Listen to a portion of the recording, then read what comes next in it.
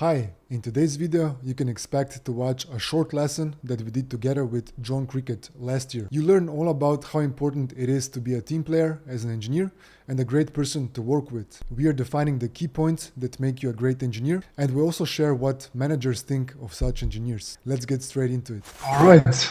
Hi, everyone, and welcome to the Become the Engineer Everyone Wants to Work With lightning session. I'm always curious about this kind of events, and I'm always questioning, like, from which countries are you guys calling from?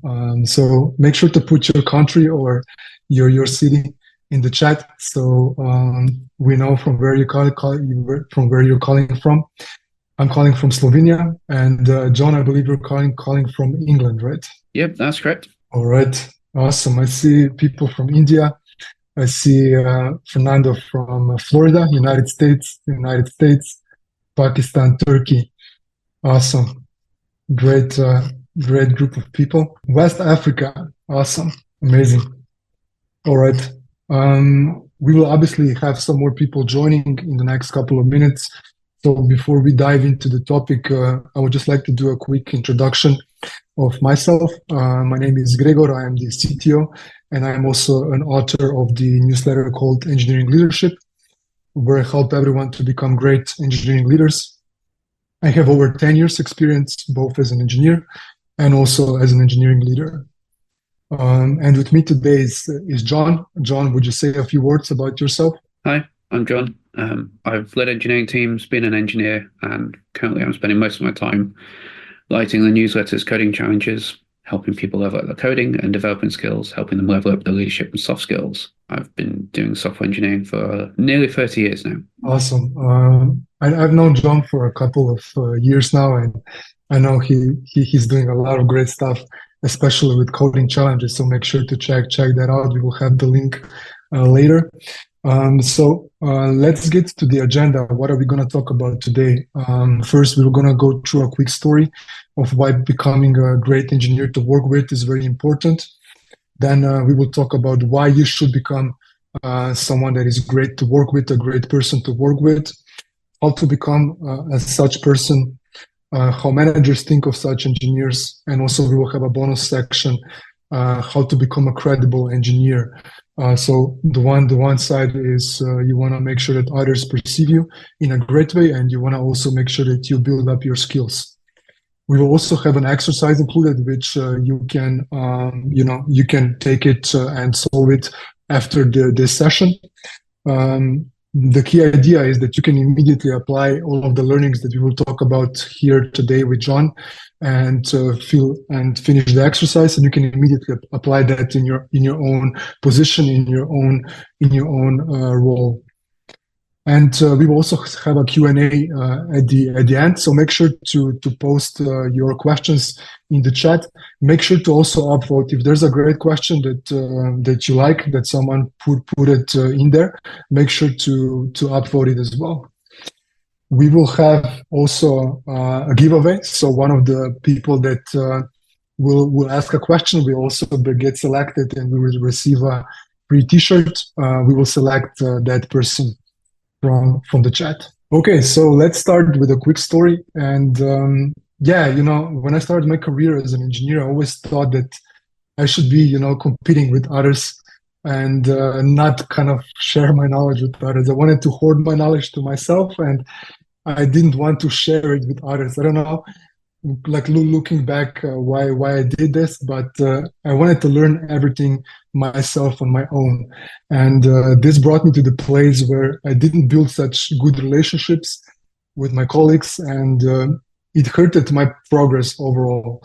And then I realized that my progress would get a lot better if I would be collaborating with others, if I would be learning together with others, if I would not compete with them, and instead collaborate and learn together and learn from each other's mistakes and so on. So I moved my focus from myself and, from myself, only my tasks and everything included with that, to more to the team level, more to the organizational level. So I started saying we a lot more instead of I. And that's where I saw a big progress in my career.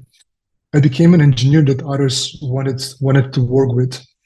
That was kind of like my eye opener for me. How can I provide a lot more value to the team, to the overall company, and so on.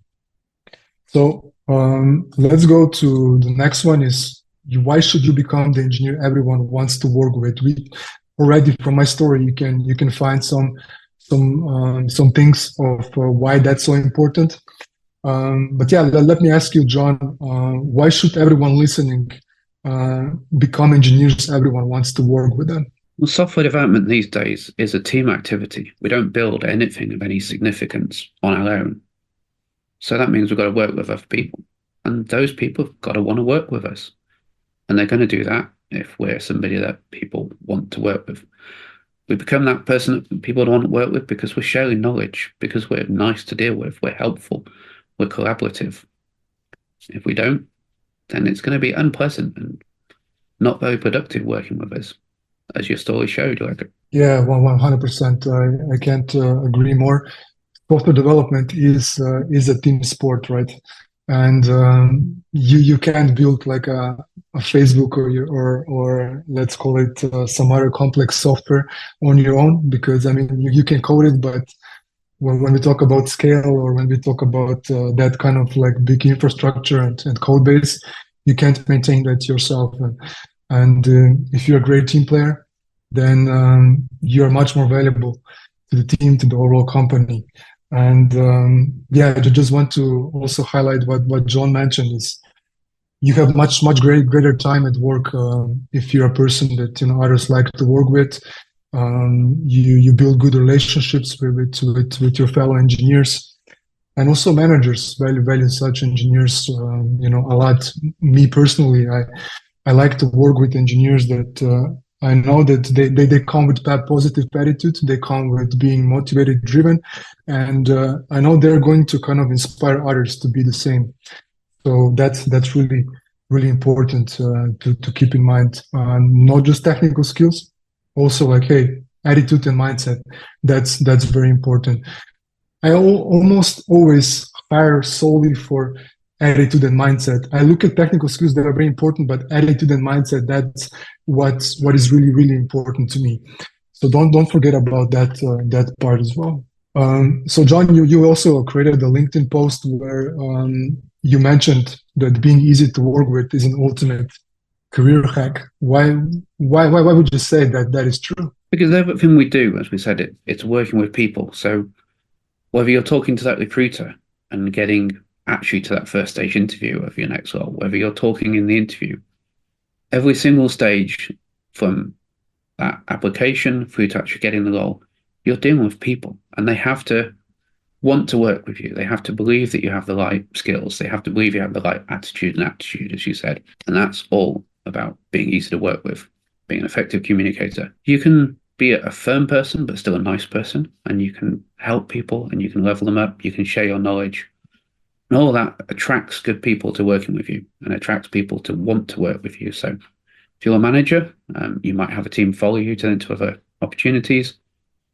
If you're an individual contributor, you'll get sought out to come speak at conferences, to get involved in things, to do things like this, and ultimately to work with people. So it opens up lots of new opportunities, as we've both found over the last couple of years, collaborating with other people and with each other. Yeah, I couldn't agree more with this.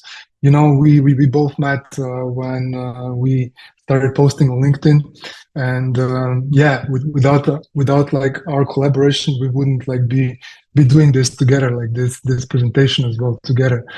So yeah, that's also kind of sums up like my first experience with content creation as well. Like first 6 months just posting on LinkedIn and not communicating with anyone. Also with my newsletter as well, just doing a weekly newsletter and leave it at that, and don't kind of like collaborate with other people that are on the same space. The results wasn't as good as they are right now when we are collaborating a lot more with people that are on the same path as we are. All right, so I believe you also have some tips for all of the listeners to how to become great engineers to work with.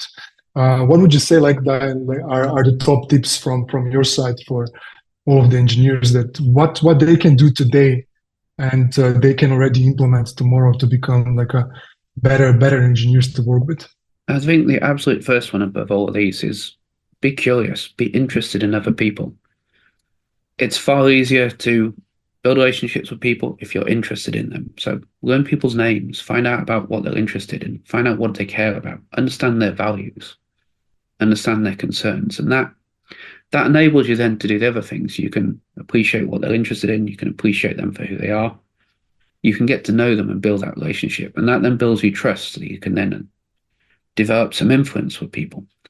Again, if you then do things like criticize and complain, you undermine that trust. And that trust is so important because at some point or another, as you progress your career, it becomes less and less about technical skills and more about your ability to influence and have a bigger impact. So all that trust, all that empathy, all those personal relationships and network you've built by being somebody who's good to work with gives you much more leverage and allows you to have a much bigger impact. Right. I always say, like, the first thing that you should do when you get to let's call it like a new project or a new team, or you take on a new role, always start building good relationships as soon as possible. That's very important because that's gonna make it so easy for you to collaborate effectively with your team, with your stakeholders, with your manager, with your colleagues.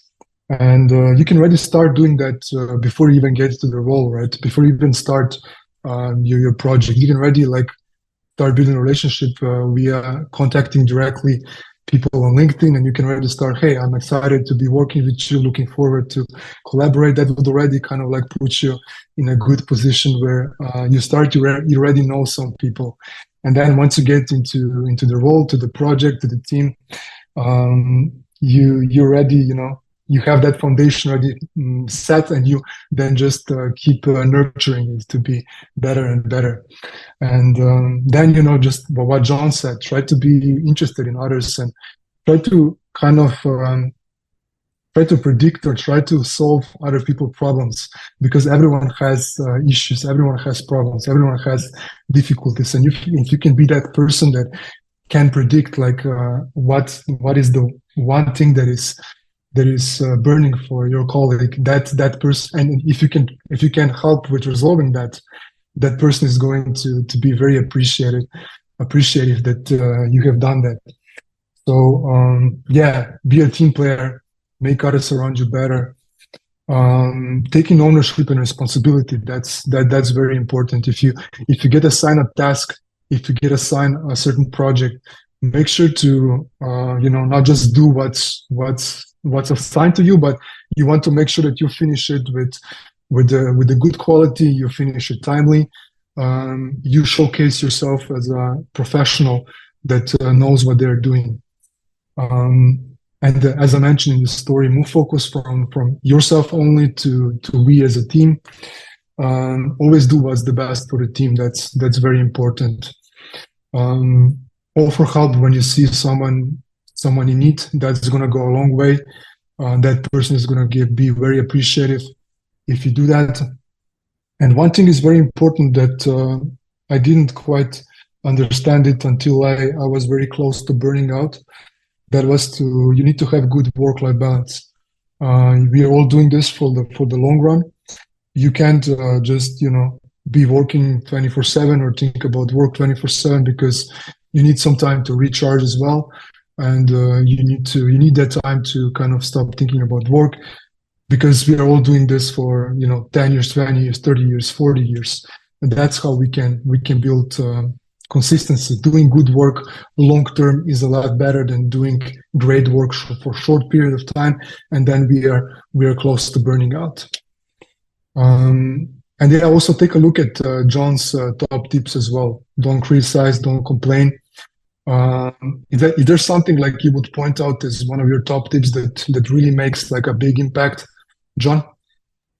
I would re-emphasize that curiosity again, because if you take that curiosity and apply it to all these, rather than criticizing or complaining something, you can start by asking questions. Why did you do it? Mm-hmm. Yeah. Start understanding their approach and start understanding their behavior. And again, when that comes to correcting people, instead of jumping in with, you did this wrong, you can say, why did you do that?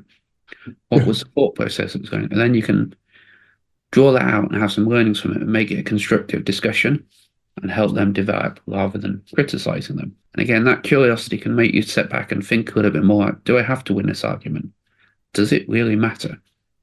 So in that case, we can focus on what matters. Right. I like to say, if you're trying to win an argument, then we have already lost as a team, because if someone is winning, that means someone is losing. And if someone is losing, we are all losing as a team together. That's kind of how it is. And that's our reality, because we want to have everyone working together in a team towards the same goal, and not like everyone individually working towards being and doing the most themselves and don't care what others are doing. The goal is that we as a team are progressing towards and being the best version of the team that we can be, and providing value to the business. So yeah, very, very, very important, and great that you pointed this out. And this is also kind of a great segue to code reviews, because we as engineers, we are doing code reviews regularly, and I've been there. I'm sure, John, you've been there as well, and some others here as well. That sometimes you're passionate about certain solution, and we try to be smart on code reviews and say, no, this is the way to go. No, you should do it like this. You should do it like that, because we know, and maybe it's also our preference, but we should always consider like, how would we feel if we would be on the other side, if he would be the author of the code change of the PR, and then we would get like someone coming in and saying, no, this is not the way, you should do it like this. I can't believe you did it like this, or something like that, right? And that may be the first instinct that we may do, but it's not the way to go. As you said, John, asking questions is the way to go. Trying to understand the why behind it, why some code change has been done by that person, and try to lean into curiosity, as John mentioned. Understanding the why is going to be one of the biggest allies for you in your engineering career. That doesn't go only on PRs, code reviews. That goes to making architectural decisions. That goes to making technical decisions. That go to making technical specifications. You need to understand why we are building this in the first place. Then you can actually start thinking about technical solutions. So always keep this in mind. Don't try to do strong opinionated statements on code reviews, but rather lean into curiosity and ask for why, and try to understand the why behind it. And by asking questions as well, we help build trust. People feel heard. People feel that you value their opinion, you value what they have to say. So that trust will make it a lot easier to work with them in future, a lot easier to sway them to your opinion when you do really feel that it matters. Yeah, 100%. If you try to be approached to someone negatively, they will remember that, and it will be hard to get into a good, healthy relationship later. So yeah, really, really good point. All right, let's talk about managers. What does managers think about such engineers? And I'll say my part after you, John. So, why do you think? As a manager, how do you feel about engineers that are great to work with? Would you promote them first? Yeah, as we said before, as you go up the ranks in seniority and you move through your career, you're going to spend more and more time trying to work with other people, whether that's customers, product owners, project managers, and understand their requirements. You're going to spend more time with other parts of the business and trying to get them aligned on things. So you need enough technical skills to do that, but you absolutely need the people skills and the soft skills to be able to do that, to actually create that alignment, to have that influence. If you're not easy to work with and you're not somebody that other people in the business can work with, you will fail in that role.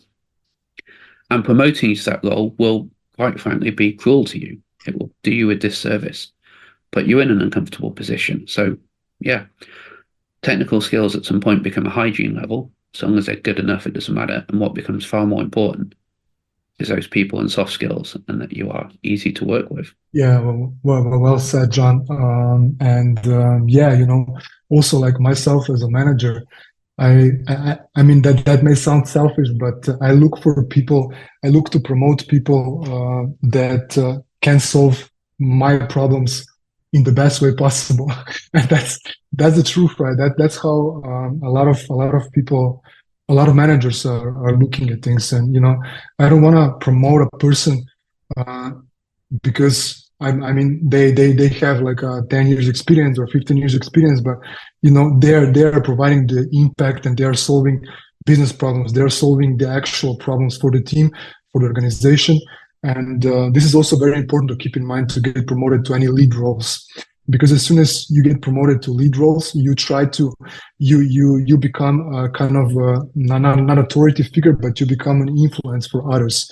And I'm always looking for people that are great to work with, that are that have the great attitude and mindset, and also obviously technical skills are important, but attitude and mindset is the most important, because those people are going to have the right the right set of skills, and they're going to inspire others to be quite similar as well. And you're looking for those people, those kind of people.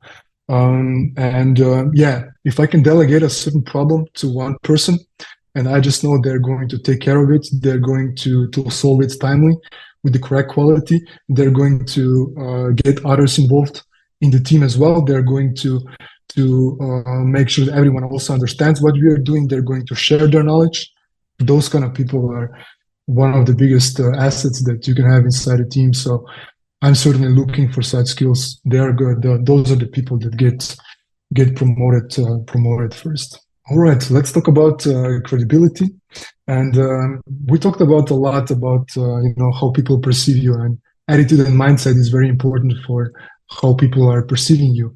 You need to be perceived in a good way as a responsible, with great attitude, great team player, great mindset. But what about building up your skills? What would you say, John? Like, how would you recommend, like, to an engineer to build up their skills? So, building up your skills in this area really is a focus on how do you communicate effectively. If you want to enhance your credibility, you need to better tell people what you did, why you did it, and how it was beneficial, what was the impact. We like to think as software engineers, if we do good work, it'll speak for itself. The reality is, if we do good work, it'll mostly go unnoticed. So you have to take on an element of self-promotion. And we don't want to sound like estate agents or used car salesmen. We want to do that in a nice, authentic, positive way. So you need to build that sense where people trust you, where people are interested in hearing what you say, people enjoy talking to you. And then you can promote what you did, and you can do it in a nice way where you're saying, hey, we did this thing. It was great. It had this impact. And then you can take that a bit further and share the knowledge, share the learning with other people in the organization. Again, start building your credibility, building a personal brand within the company, and become known as somebody that people want to work with, because you're going to level up their knowledge. You're going to solve problems, and you're going to share how you did that. And you're going to lift up those around you. Yeah, personal brand is a big thing, and that doesn't only that can be expanded also outside of your organization or of your company as well. That can be expanded into other parts, like writing a blog, posting on LinkedIn, and that goes a long way. That gives you just addition to your credibility. And the more credible you are as an engineer, as a person, easier you're going to get the buy-in from the stakeholders. Easier it's going to be for you to get a promotion. Easier it's going to be for you to kind of like inspire others to be on the same path, and also get them to buy into certain things. My recommendation is to be an expert in one thing and be good in a lot of others. For example, if you're a front-end developer, be an expert in front-end technologies, and then be good in a lot of other things like quality assurance, back-end, product management, understanding the product, understanding the business. Try to build that kind of a weight of knowledge. That's going to help you, that you can be going deep into details on the front-end development, and then you can talk about a lot of other topics. And yeah, as I mentioned, coding challenges from John are a really great way to build up kind of like that expertise on certain particular, let's call it a programming language. Definitely take a look at that. And a big kind of suggestion from me is also take on as many different projects as possible, many different roles, many different teams. Because, for example, freelance work for me has been one of the biggest things for my growth in my career. Because while having a full-time job, I also worked on different projects. I think I finished around 50 projects overall, and that was like different mobile applications, desktop applications, web applications, websites. That kind of gave me a lot of experience that I wouldn't have if I would just be working full time. So that was really one of the biggest things for my growth. And here we go also with the exercise. So here is a QR code that you can scan. This is something that you can do later after the session.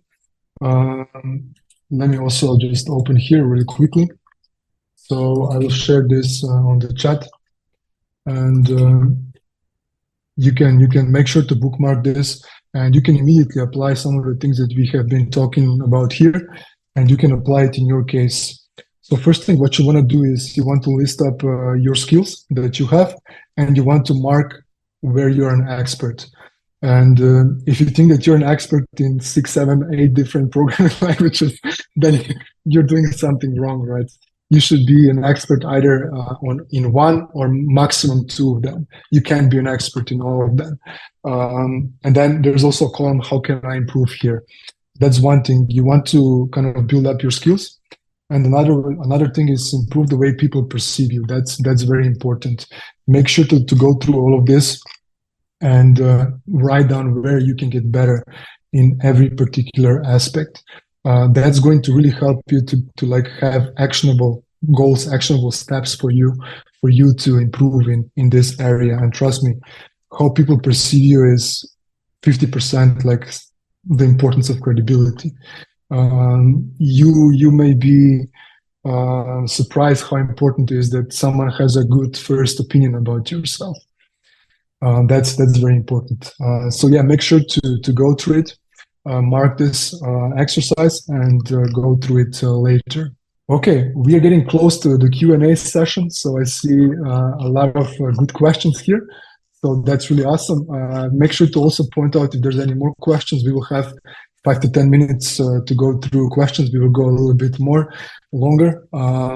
So yeah, key takeaways are: be someone that you love to work with. That's very important. Keep this in mind. Think about who is someone that you would love to work with and be that person. Don't compete with others, collaborate instead. That's going to make it so much easier for you to progress in your career. It's going to be much more enjoyable. You will build great relationships with others. And credibility is a combination, not only your technical skills, not only your skill set, but also how people perceive you. You want to be perceived in a good way. You want that people have good opinion about you. And we also, in my course called Senior Engineer to Lead, Grow, and Thrive in the Role, this is something that we dive very deep into, and we go into different specifics on what makes you a great engineer, what makes you a great person to work with, and what specific things you need to do in order to grow to a lead role. And this, what we are talking today is one of the important things that you need to do, but there are a lot of other things that you need to do. So we have an upcoming cohort on September 10, that's in 5 days. And then another one is in November. You can scan the QR code, or you can also check it out on this URL. Okay, so that's all from us. Now it's your turn. Let's go to the Q&A. We also need to select one of the questions to be selected as the one who is getting a free T-shirt.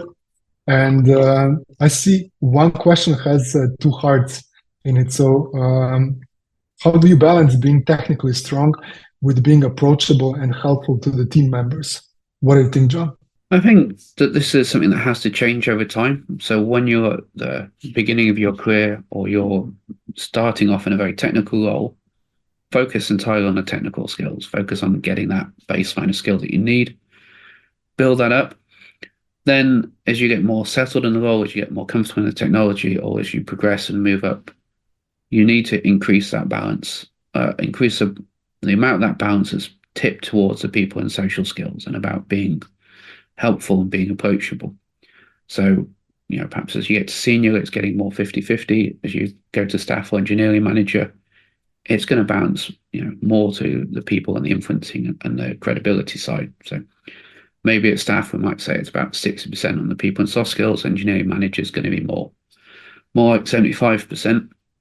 If you progress to director, and then above that, again, it's going to be getting close to 90-95% of people and soft skills if you go that way. If you stay more the technical route, it's maybe going to get up to 80-90%, depending which way you go. The balance is going to change.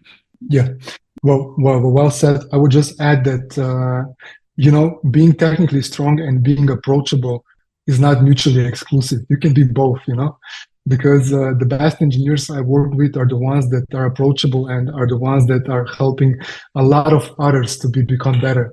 If you make others better, if you make 10 people better by 20%, you're gonna deliver a lot more value than if you're just getting better yourself. So it's not mutually exclusive. You need to have like a mindset that you want to help others. You need to have that kind of a thing in mind, that you are here to provide value to others. That's how you provide the most value to the company, to the organization. That kind of mentality is really important, and that is not mutually exclusive. Become strong technically, and share knowledge, share that strong technical skills with others. And while sharing this, you will also become stronger, because when you teach others about certain things, you also actually become better, and you cement this particular knowledge in yourself. Make sure to do that. Manish, thanks for this question. Please provide your LinkedIn link in the chat, and I will contact you, and you're gonna get a free T-shirt sent to you. That was a really great question. Let's get to another question. Have you or anyone you know has ever experienced betrayal, trauma, or negativity from toxic workplace, damaging your career? If yes, please share your perspective. It will be great inspiration for me. Thanks. John, maybe you have such experience? I have seen this in the workplace. I don't want to bore you with a whole story, or rather traumatize you perhaps with a whole story.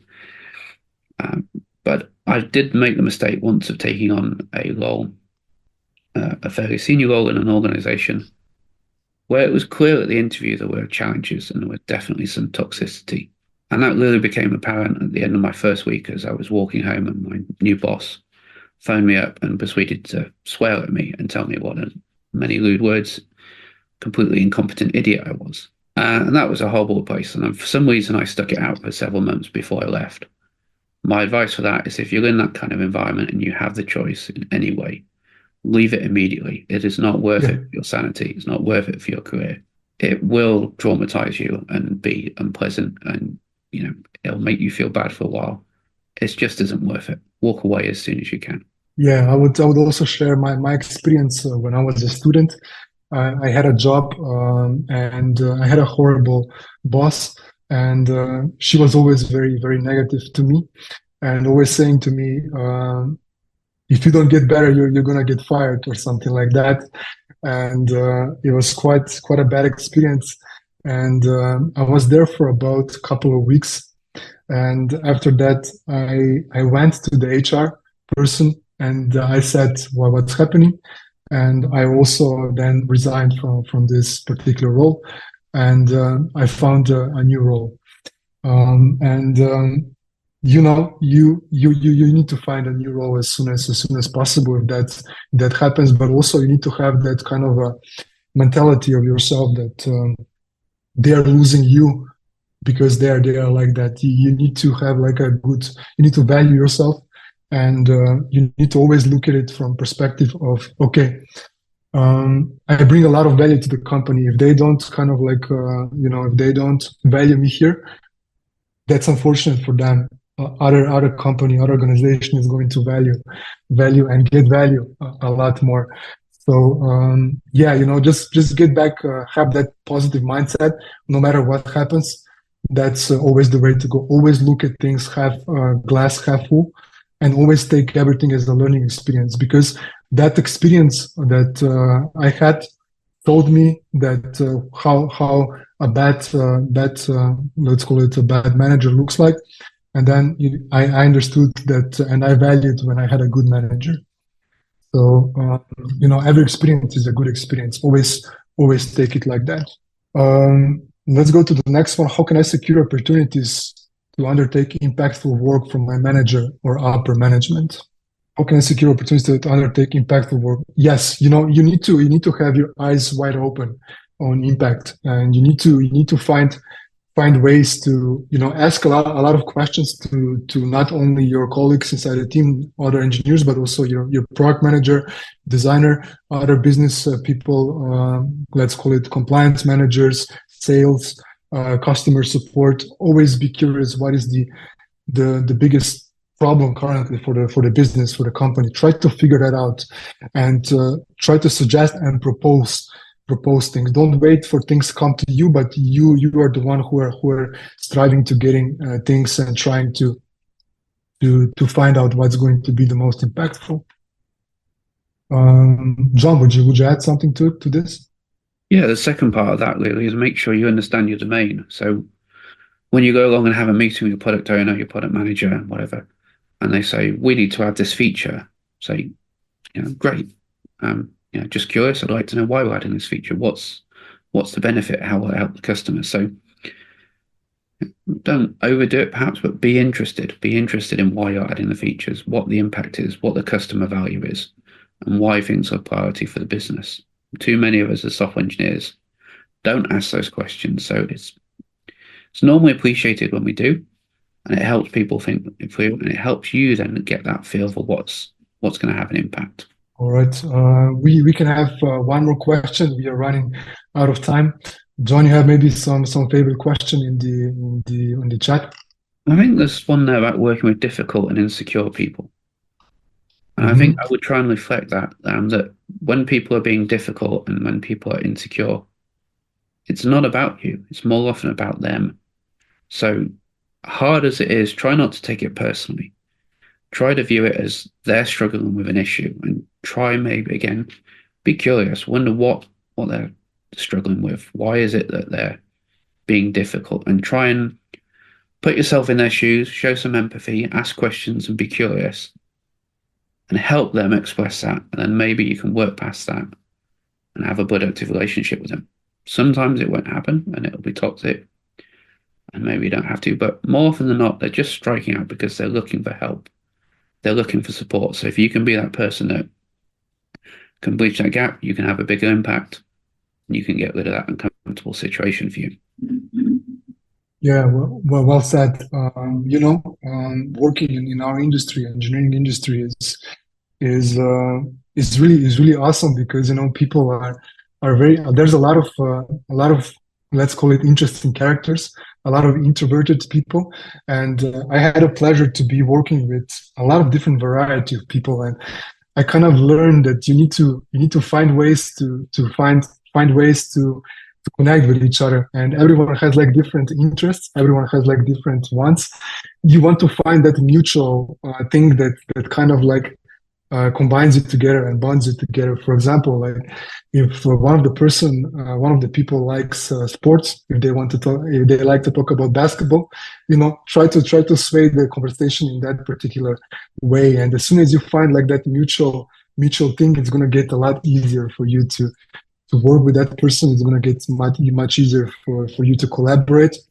And like for example, but with insecure people, you want to be the one who is approaching them, but you don't want to like overwhelm them with too many different things all at once. But you wanna see that, okay, if you help them here, you make sure that they start they see that you're the one helping them with certain things and so on.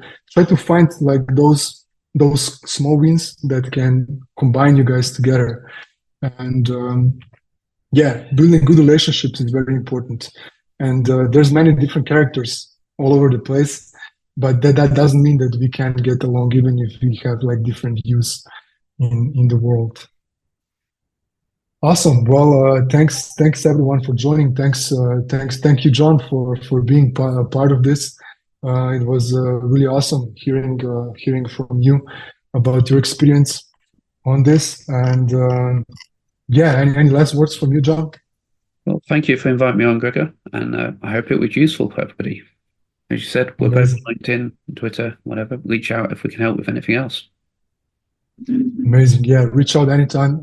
We have our LinkedIn and Twitter here as well. If you have any questions, yeah, make sure to reach out to us. And yeah, I wish you a great rest of the day. Thanks again for joining. And yeah, see ya. Bye-bye.